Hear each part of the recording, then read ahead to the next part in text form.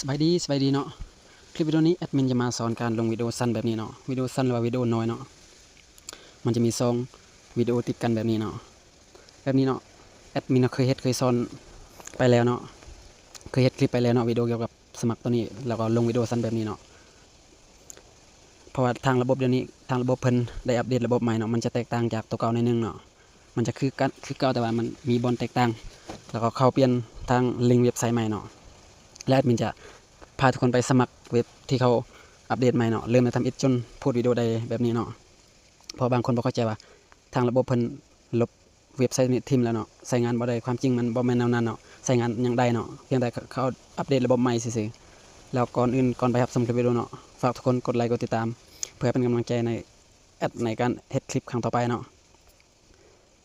ก็คือให้เราเข้าไปในแอป Google Chrome ก่อนเนาะตัวนี้เนาะแอป Chrome ตัวนี้เนาะคลิกเข้าไปเลยแล้วให้ทุกคนกดบน2ค้นหาเนาะให้ทุกคนกดค้นหาบนนี้เนาะค้นหา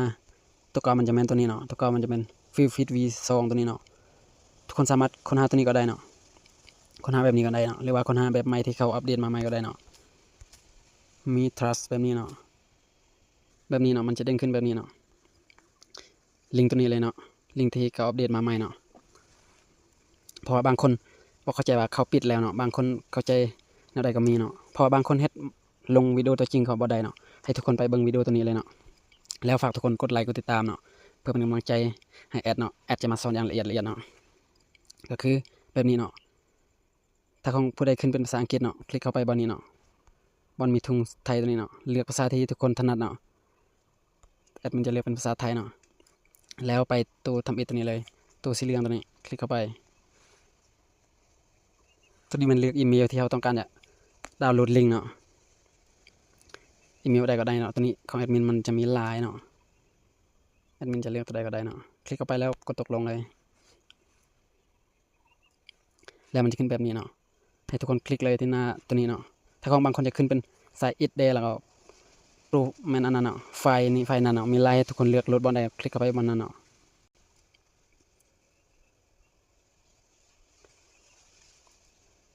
เหมือนแบบนี้เนาะย่อหน้าจอลงมาก็ได้บ่ต้องจำเป็นคลิกอันอื่นเนาะย่อมาที่ตัวนี้อีกเนาะแล้วผู้ใดที่เคยใส่แล้วเนาะบ่จำเป็นโหลดอยู่ในซองสีเขียวนี่ก็ได้เนาะดาวน์โหลดแอป Kiwi เนาะถ้าผู้ใดสมัครใหม่เนาะดาวน์โหลดมาให้คลิกเข้าไปเลยดาวน์โหลดแอป Kiwi ก่อนเนาะก็ตกลงเลยมันจะเป็นดาวน์โหลดเป็นไฟล์แบบนี้เนาะแล้วให้เราติดตั้งภายหลังเนาะ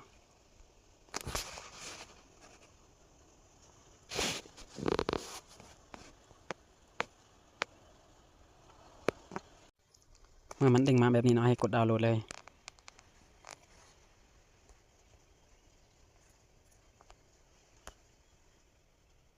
ทีนี้มันจะบ่ได้เนาะมันจะ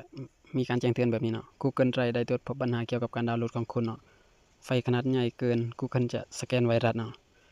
อันนี้แอดมินจะกดดาวน์โหลดวันนี้เลยกดดาวน์โหลดต่อไปเนาะมันจะเป็นดาวน์โหลดไฟล์เนาะดาวน์โหลดไฟล์แอป Kiwi เนาะถ้าผู้ใดดาวน์โหลดมีแล้วเนาะบ่จำเป็นดาวน์โหลดแบบนี้ก็ได้เนาะทีนี้แอดมินจะเฮ็ดละเอียดเนาะเพราะว่ามีผู้จะสมัครมาใหม่เนาะเขาจะบ่เข้าใจเทื่อเนาะถ้าผู้ใดเข้าใจแล้วก็บ่เป็นหยังเนาะเบิ่งในขั้นตอนถัดไปเนาะยังบ่เข้าใจบอนใดแล้วก็เบิ่งบอนนั้นเนาะถ้าผู้ใดบ่เข้าใจเนาะให้ดาวน์โหลดวิดีโอตัวนี้ฝากไว้เนาะเพื่อไปเฮ็ดตามคลิปวิดีโอตัวนี้เนาะมันด้นผู้เฒ่าคลิกเข้าไปเบิ่งบอนนี้เนาะบอนมันดาวน์โหลดนี่เนาะเอาท่าจนมันเต็มตัวนี้เนาะตัวนี้มันเฉพาะผู้ที่ยังบ่ทันมีแอปตัวนี้เด้อแอป Kiwi ตัวนี้ Kiwi Browser เนาะผู้ใดมีแล้วบ่จำเป็นเข้ามาโหลดก็ได้เนาะ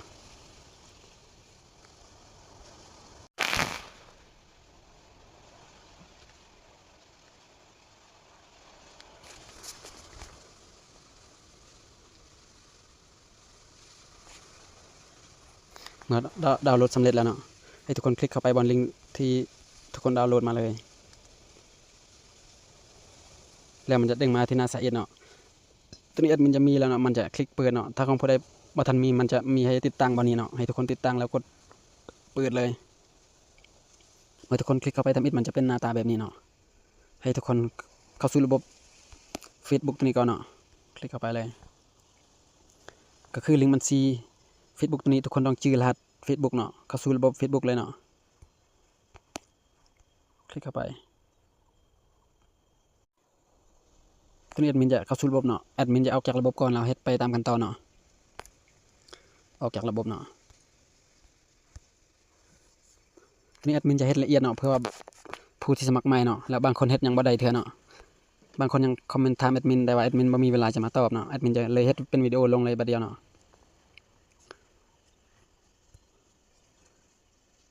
ผู้ใดมีรายบัญชีเนาะให้คลิกคำว่า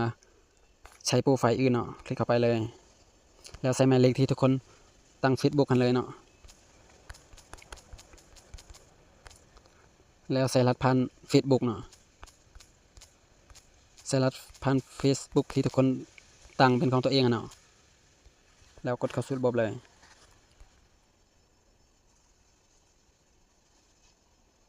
แล้วมันจะเด้งมาแบบนี้เนาะให้เฮาเบิ่งโปรไฟล์ที่เฮาสมัครมาแม่นโปรไฟล์ของเฮาบ่เนาะถ้าแม่นเนาะถ้าว่าสำเร็จเนาะการเข้าสู่ระบบ Facebook เนาะแล้วให้ทุกคนคลิกเข้าไปบนนี้เองเนาะบนไม้บวกตัวนี้เนาะคลิกเข้าไปเลยแล้วไป2ค้นหาตัวนี้เองเนาะค้นหาคำว่ามีทัสอีกเนาะตัวนี้เนาะตัวนี้เนาะมี trust ตัวนี้เนาะคลิกเข้าไปเมื่อมันเข้าแบบนี้เนาะให้ทุกคนเข้าไปสีเหลืองตัวทำอิฐก่อนเนาะคลิกเข้าไปเลยมันจะให้เราดาวน์โหลด10ไฟล์ตัวนี้เนาะให้ดาวน์โหลดบนนี้เนาะดาวน์โหลดไฟล์ตัวนี้เนาะให้กดดาวน์โหลดเลยของพอได้ดาวน์โหลดแล้วบ่จำเป็นดาวน์โหลดอีกก็ได้เนาะถ้ายังใส่ได้เนาะดาวน์โหลดไฟล์แบบนี้มันจะเฮ็ดให้เครื่องโทรศัพท์เราเต็มไว้เนาะเอาเครียดทีมบ่จำเป็นจะต้องเปิดตัวนี้เนาะเครียดทีมแล้วให้ทุกคนเข้าไปบนนี้เนาะบางคนยังบ่ทันเข้าสู่ระบบอีเมลเนาะให้เข้าสู่ระบบอีเมลให้มันโปรไฟล์อีเมลของเฮาอยู่นี่เนาะเมื่อเข้าสู่ระบบแล้วแอดมินจะเอารายละเอียดตึงนี้เนาะถ้าของใครลืมอีเมลเนาะให้สมัครอีเมลใหม่เนาะให้ชื่ออีเมลเราเข้าสู่ระบบอีเมลตัวนี้เนาะใส่อีเมลของเฮาใส่รหัสอีเมลที่เฮาสร้างขึ้นเนาะเข้าสู่ระบบให้เป็นผู้โปรไฟล์อีเมลของเฮาอยู่นี่เนาะเมื่อเข้าระบบอีเมลแล้วเนาะให้ไปที่คลิกที่3จำตัวนี้เนาะคลิกเข้าไปเลยแล้วมันจะเด้งขึ้นแบบนี้เนาะให้คลิกเข้าไปบนนี้เนาะแล้วมันจะขึ้นหน้านี้เนาะของทุกคนจะบ่มีเนาะตัวนี้เนาะไฟล์ตัวนี้เนาะตัวนี้แอดมินเคยลงแล้วมันมีเนาะแอดมินจะลบออกก่อนเนาะนี่ของทุกคนเข้ามาทำอินมันจะเป็นแบบนี้เนาะให้ทุกคนเข้าไปในซองที่2นี่เนาะซองตัวนี้เนาะคลิกเข้าไปเลยแล้วเลือกอินบอลใดก่อนเนาะแอดมินจะเลือกไฟล์ตัวนี้เนาะแอดมินดาวน์โหลดไฟล์เมื่อกี้ไว้ไฟล์ตัวนี้เนาะแล้วทุกคนเลือกตัวนี้เนาะให้เราเลือกโปรไฟล์ที่เราดาวน์โหลดมาใหม่เนาะเพราะว่าตัวเก่ามันจะใช้งานบ่ได้เนาะมันล้าสมัยแล้วเนาะของบางคนโหลดมันจะซ่าเนาะให้ทุกคนมันยังบ่ได้ให้ทุกคนโหลดให้ได้มันจะอยู่ทางเทิงตัวนี้เนาะไฟล์ตัวนี้เนาะมันจะขึ้นว่ามี trust ตัวนี้เนาะคือกับลิงก์ที่เราค้นหาเนาะกดเข้าไปเลยนี่มันจะเด้งขึ้นมาแบบนี้เนาะทีนี้มันจะเป็นแบบนี้เนาะมี trust มันจะขึ้นเป็นเวอร์ชัน1ตัวนี้เนาะฮอตบอนนี้ให้ทุกคนกดอัปเดตบอนนี้ก็ได้เนาะบ่อัปเดตก็ได้เนาะเพราะว่าเนี่ยได้เขาก็อัปเดตใหม่แล้วเนาะเขาดาวน์โหลดลิงก์ใหม่แล้วเนาะแล้วกดบอล3ขีดอีกเนาะบอล3ขีดตัวนี้อีกเนาะผู้ใดเคยเล่นคือสิเข้าใจดีเนาะผู้ใดบ่เคยเล่นก็เรียนรู้เนาะเขาเรียนเอาปะคอยเรียนคอยไปเนาะแล้วให้ทุกคนเข้า3ขีดเนาะแล้วมันจะเลื่อนเป็นตัวนี้เนาะมันอยู่แถวสุดท้ายตัวนี้เนาะคลิกเข้าไปเลยนี่มันจะเด้งขึ้นมาแบบนี้เนาะให้เรากดปิดเนาะถ้าของผู้ใดขึ้นแบบนี้เนาะมันจะแปลว่าลิงก์ตัวนั้นมันลิงก์เก่าเนาะใช้งานบ่ได้เนาะถ้าของผู้ใดขึ้นแบบนี้เนาะทุกคนจะสังเกตเห็นเนาะตัวนี้คุณกำลังใช้งานสัดส่วนขยายเวอร์ชันเก่าเนาะมันจะบ่ได้เนาะให้ทุกคนไปเปลี่ยนลิงก์ใหม่เนาะก็คือให้ทุกคนดาวน์โหลดลิงก์เมื่อกี้เนาะแล้วไปเปลี่ยนที่บนนี้เนาะเปลี่ยนให้เป็นลิงก์ที่เราดาวน์โหลดมาใหม่ๆเนาะแล้วให้กดปิดบนนี้เนาะปิดโฆษณาตัวนี้ไปเลยแบบนี้เนาะถือว่าสำเร็จเนาะเดี๋ยวนี้เราไปขั้นตอนกันเข้าสู่ระบบอีเมลตัวนี้เนาะผู้ใดสมัครแล้วเข้าสู่บอลนี้เนาะของถ้าผู้ใดบ่ทันสมัครให้เข้าบอลเริ่มต้นสีเหลืองแล้วนี่เนาะแอดมินจะแนะนำการสร้างใหม่ก่อนเนาะผู้ใดที่สมัครมาใหม่ๆเนาะก็คือให้ป้อนอีเมลป้อนรหัสผ่านเข้าไปเนาะรหัสผ่านอีเมลเลยแอดมินจะแนะนำให้เนาะ มันจะบ่แม่นรหัสผ่านที่เราสร้างขึ้นใหม่เนาะต้องเป็นรหัสผ่านอีเมลที่เราสร้างอีเมลเนาะรหัสยืนยันอยู่บนนี้เนาะ2บอลนี้ใส่คือกันเนาะแล้วกดสร้างบัญชีแบบนี้เนาะตัวนี้มันจะขึ้นสีแดงเนาะแอดมินเคยสมัครแล้วเนาะหรือว่ามันใช้งานบ่ได้เพราะแอดมิน Gmail ตัวนี้แอดมินมันเด้งแล้วเนาะแอดมินลองเปลี่ยนอีเมลใหม่เบิ่งเนาะ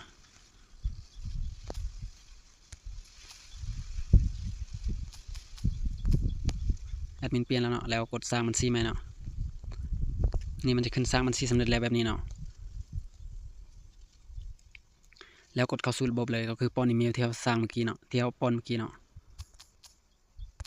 แล้วใส่รหัสผ่านที่เราใส่เมื่อกี้เนาะ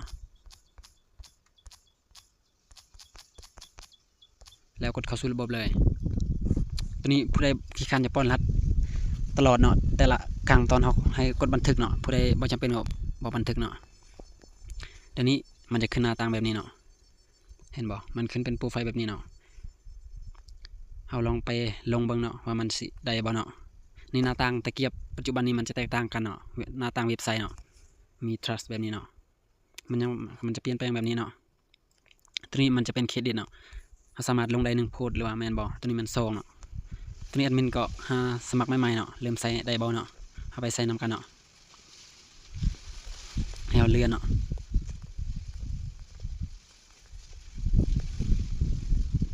สอบว่ามันจะคือเก่าบ่เนาะ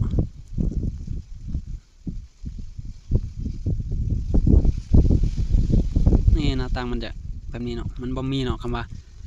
มันหยังตัวการ Facebook มันจะมีช่องวิดีโอหันเขียนติดอยู่หั่นเนาะเอาไปเลื่อนเบิ่งมันจะมีบ่เนาะพอเขาอัปเดตระบบใหม่เนาะ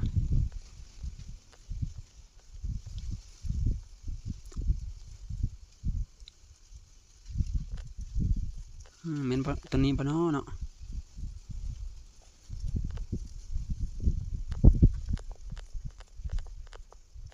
ลองเบิ่งตัวนี้เนาะ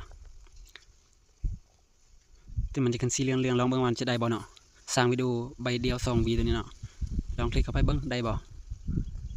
นี่ตัวนี้ให้เสียเงินเนาะมันจะบ่มีใส่ฟรีเนาะแอดมินจะซอกวิธีใส่ฟรีเนาะมันก็มีเนาะใส่ฟรีเฮาเบิ่งตัวทำอิฐตัวนี้เนาะคือสิแม่นตัวนี้เนาะมีเครดิตตัวนี้เนาะตัวนี้1ไฟตัวนี้2ไฟเนาะคือสิแม่นตัวนี้เนาะกดเข้าไปเบิ่งเนาะ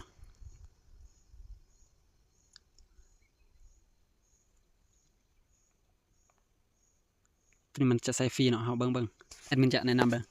ถ้าของผู้ใดอัปโหลดบ่ได้มันจะเสียเงินเนาะตัวนี้มันจะเป็น$0เนาะตัวนี้มัน$0ตลอดไปเนาะสมไข่ตัวนี้เนาะ$0สมไข่เนาะตัวนี้มันจะเป็นแผ่นฟรีเนาะลบ 25% เนาะมันจะรองรับรูปแบบมามูลเนาะรูปแบบต่อไปกับโพสเนาะให้ทุกคนกดบอลนี้เด้ออัปเดตอยู่นี่เนาะอัปเดต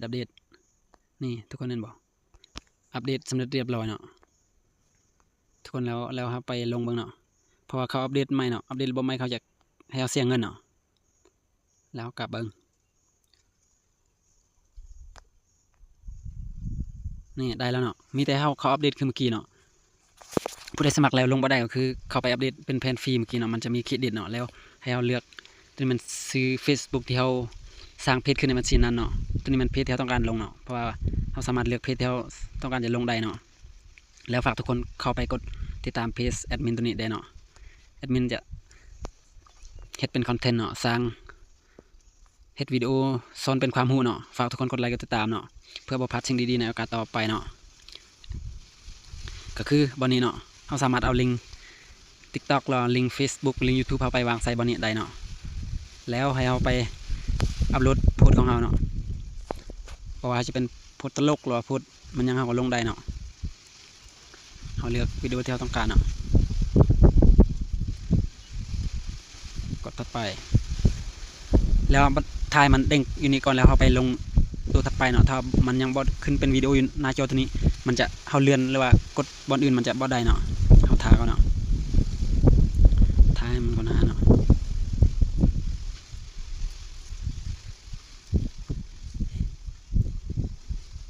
ถ่ายไปเรื่อยๆเนาะวิดีโอเฮายาวมันจะใช้เวลาอัปโหลดด้นเนาะ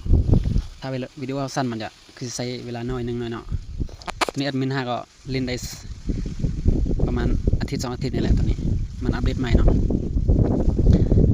บางคนว่า ทางระบบทางเว็บไซต์เขาปิดแล้วเนาะบางคนว่าแนวใดก็มีเนาะเขาไม่ได้ปิดเนาะเพียงแต่บอกว่าเขาอัปเดตใหม่ซื่อๆเนาะอัปเดตคือเมื่อกี้เนาะอัปเดตให้เราเสียอันนั้นเนาะให้เราเติมเนาะก็คือเขาให้เราเติมเงินเข้าไปเพื่อใส่ตามใจเราเนาะตามใจเราเนาะถ้าบอสเซียเขาใส่ฟรีก็คือเมื่อกี้เนาะเขามันจะมีเครดิตมือนึงลง2วิดีโอ3วิดีโอเนาะเอาตาเรื่อยๆแอดมินจะต่อวิดีโอเนาะเพราะว่ามันจะยาวเกินไปเนาะแอดมินจะกดพักหน้าจอเนาะนี่มันใช้เวลาโดนเนาะแอดมินก็ทาโดนเนาะบักโดนตัวนี้เนาะมันอัปโหลดตัวนี้เนาะตามที่แอดมินเบิ่งตัวนี้คือ10บ่แม่นตัว2วิดีโอเนาะตัวนี้มันวิดีโอเดียวเนาะนี่มันจะมีสื่อการ์ดบ่มีคำอธิบายเนาะลิงก์ URL อยู่นี่เนาะวิดีโอ2สั้นคือสิแม่นตัวลุมเนาะแอดมินจะอัปโหลดตัวนี้แล้วสิพาอัปเดตตัวลุมเบิ่งเนาะว่ามันสิแม่นตัวใดเนาะตัวนี้มันจะบ่ได้เนาะตัวนี้วิดีโอจะยาวเกินไปเนาะแอดมินจะมาเปลี่ยนวิดีโอก่อนเนาะเปลี่ยนให้เป็นวิดีโอสั้นเนาะประมาณ1นาทีลงลุมเนาะมันจะไวเนาะ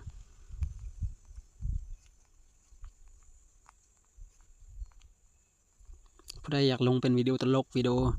เฮฮาเนาะเพื่อสร้างความบันเทิงเนาะหรือว่าปั่นให้เพจของเรามีผู้ติดตามหลายเนาะก็สามารถปั่นทางวิดีโอสั้นแบบนี้ได้เนาะแอดมินจะเลือกเป็นวิดีโอตัวนี้เนาะ12วิอัปโหลดเบิ่งตัวนี้แอดมินเคยลงเนาะเราไปเบิ่งว่าตัวใดมันวิดีโอ2วิดีโอตัวนั้นมันวิดีโอเดียวเนาะเรามาเริ่มเฮ็ดแล้วก็เรียนรู้ไปนำกันเนาะเรียนไปพร้อมๆกันเลยเฮ็ดไปเรียนไปเนาะเมื่อมันค้นหาแล้วได้แบบนี้เนาะมันจะบ่ทันขึ้นมันจะเป็นบนค้นหามันจะหายแล้วมันจะวิดีโอมันจะเด้งมาตามหลังแบบนี้เนาะแล้วเอามาใส่คำบรรยายนี้เนาะทุกคนจะเขียนมันยังก็ได้เนาะตัวนี้มันเขียนซื้อเนาะตัวนี้มันคำบรรยายเนาะเขียนยังก็ได้เนาะใส่เป็นอิโมจิมันยังก็ได้เนาะฮ่าฮ่าคือฮิฮิมันยังก็ใส่ไปเนาะ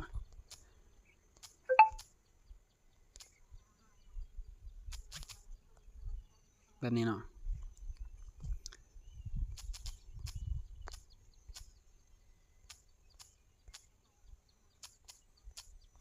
ฝากติดตามได้เนาะแอดมินจะใส่แบบนี้เนาะแต่ทุกคนจะสังเกตเห็นแบบตัวนี้มันซื้อมันจะมีอยู่ทึงอยู่นี่เนาะแล้วคำบรรยายมันจะอยู่ติดอยู่กองวิดีโอน้อยของเราอยู่นี่เนาะแล้วเลื่อนลงอีกเนาะเขียนคำข้อความอยู่นี่อีกเนาะตัวนี้เนาะข้อความหลักเนาะก็คือคำอธิบายในวิดีโอคือเราพูดลงในเฟซทั่วไปเนาะใครมีแนวคิดสร้างสรรค์มันยังเขียนไปมีวิดีโอให้มันกงกับวิดีโอที่เราพูดตัวนั้นเนาะแล้วเราเผยแพร่บางมาสิได้มอเนาะบอนี้เนาะเผยแพร่หนังสือสีเขียวตัวนี้เนาะถ้ามันได้เราแล้วไปเนาะถ้าไม่ได้ให้เราไปเอาลิงก์ TikTok และ Facebook ของเรามาวางใส่นี่เนาะลิงก์ให้เป็นลิงก์โปรไฟล์เนาะไปเบิ่งว่ามันอัปโหลดสิได้บ่ได้บ่เนาะ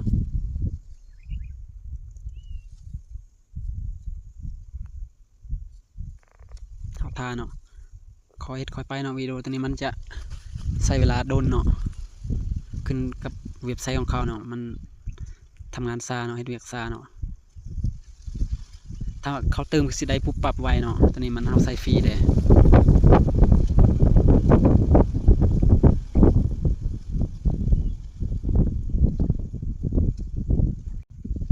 เมื่อมันเด้งแบบนี้มันจะได้แล้วเนาะ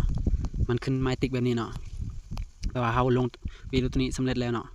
ถ้าของผู้ใดบ่ได้แล้วเอาลิงก์มาวางใส่บอลเมื่อกี้เนาะแอดมินลันมือนะถ้าของผู้ใดบ่ได้เนาะให้เอาลิงก์มาใส่นี่เนาะนี่มันลิงก์เว็บไซต์ของเราเนาะผู้ใดขายเครื่องเอาเว็บไซต์ที่ขายเครื่องมาวางใส่บอลนี้เนาะผู้ใดบ่มีก็บ่จำเป็นใส่เนาะนี่ตัวนี้มันประวัติที่เราเคยลงเนาะทางลุมนี่เนาะแล้วให้ย่อหน้าจอลงเนาะเข้าไปในเฟซตัวจริงเบิ่งเนาะว่าลงได้บ่เนาะให้ทุกคนรีเฟซเนาะรีเฟซเพจของเราเนาะ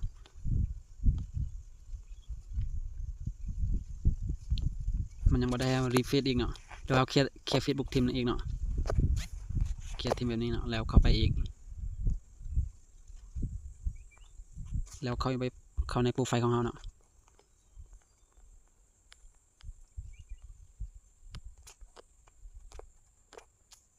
รีเฟซอีกเนาะ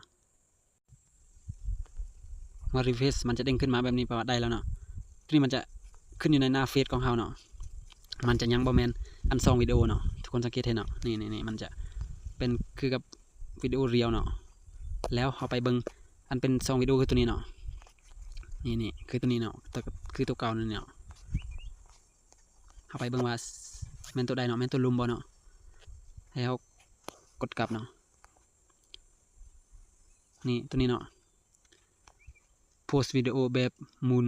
บน Facebook เนาะลองเบิ่งเนาะกดเข้าไปว่าแมนตัวใดพ้นแนวใดตัวใดพ้นแนวใดเนาะว่าใส่ได้มั้งเนาะตัวนี้คือว่าได้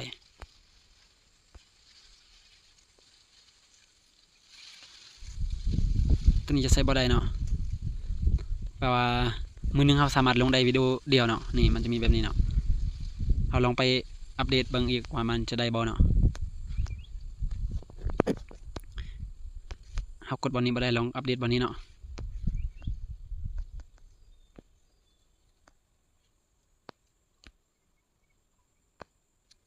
คือสิบ่ได้เนาะทุกคนเนาะ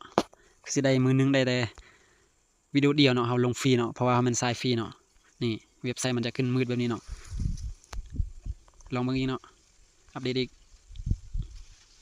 ซื้อแพ็กเกจเรียบร้อยนี่เห็นบ่มันเด้งอยู่ทึงนี่นะแล้วกลับเบิ่งดูว่ามันได้บ่กดปิดเนาะ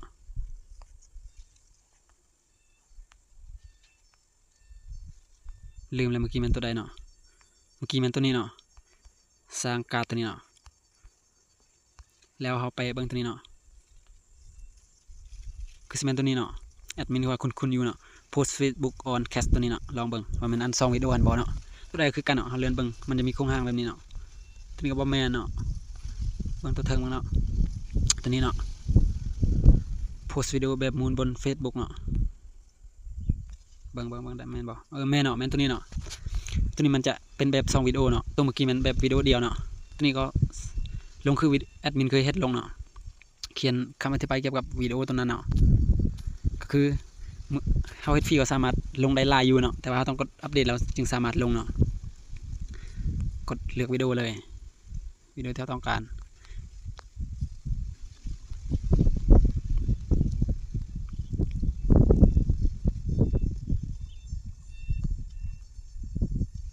นี่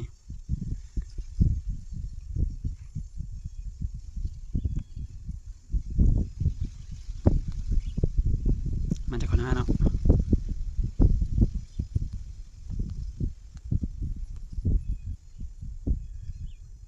บอลนี้เนาะแอดมินจะแนะนำละเอียดเนาะให้เรากดอัปโหลดตัวนี้ให้มันขึ้นเป็นภาพวิดีโอที่เราต้องการอยู่ในจอตัวนี้แล้วก็เนาะ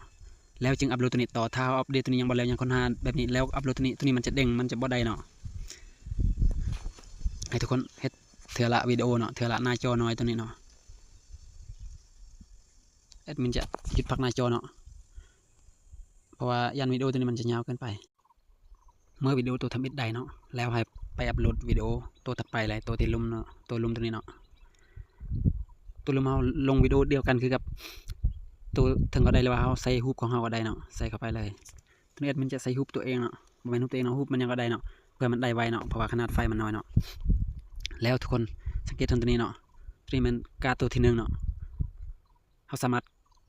เปลี่ยนได้เนาะตัวนี้มันให้ไลค์เพจเนาะให้กดไลค์เพจของเราเนาะเราสามารถเปลี่ยนว่าฝากติดตามเนาะกดไลค์มันยังก็ได้เนาะหรือว่าผู้ใดเขียนมันยังก็ได้เนาะเป็นอิโมจิมันยังก็ได้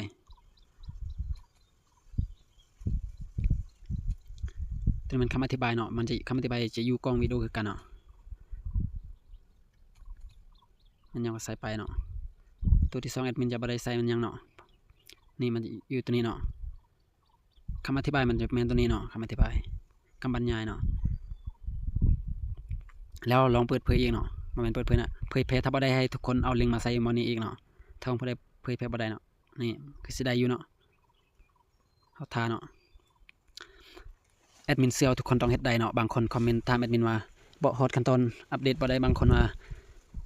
บ่สร้างเฮ็ดจังซี่จังซั่นเนาะแอดมินเชื่อว่าทุกคนทุกความพยายามต้องสำเร็จเนาะนี่มันจะขึ้นได้แล้วเนาะตัวนี้พูดได้เนาะแอดมินเชื่อว่าทุกคนต้องเฮ็ดได้เนาะทุกความพยายามต้องมีความสำเร็จเสมอเนาะแล้วก็ไปเบิ่งในเพ เพจของเราเนาะให้กดรีเฟรชอีกครั้งเนาะรีเฟรชเพื่อวิดีโอที่เราลงจะอยู่นี่เนาะรีเฟรชนี่เมื่อสักครู่นี่เห็นบอกลงได้เนาะคำอธิบายของเรานี่มันจะอยู่นี่เนาะอยู่นี่เนาะมันจะมีทุกคนสามารถเฮ็ดตามตัวเองต้องการเนาะถ้าผู้ใดอยากลงตลอดเนี่ยมือ1 4 5วิดีโอก็คือทุกคนเฮ็ดคือแอดมินว่าเมื่อกี้เนาะเฮ็ดแล้วลงอีกบ่ได้เข้ามาอัปเดตเดี๋ยวมานี้เนาะนี่อัปเดตบอลฟรีนี่เนาะกดปิดเลยนี่มันจะเด้งเนาะนี่มันจะมีแผนการฟรีนี่เนาะฟรีมันจะพูดแผนเฟซไลน์รายการบ่ได้นี่มันจะไม่คุณเนาะกำหนดการพูดหน้าเพจบ่ได้ภาพปกที่กำหนดเองบ่ได้นี่มันจะบ่ได้3อย่างเนาะแอดมินมักลั่นมือเนาะ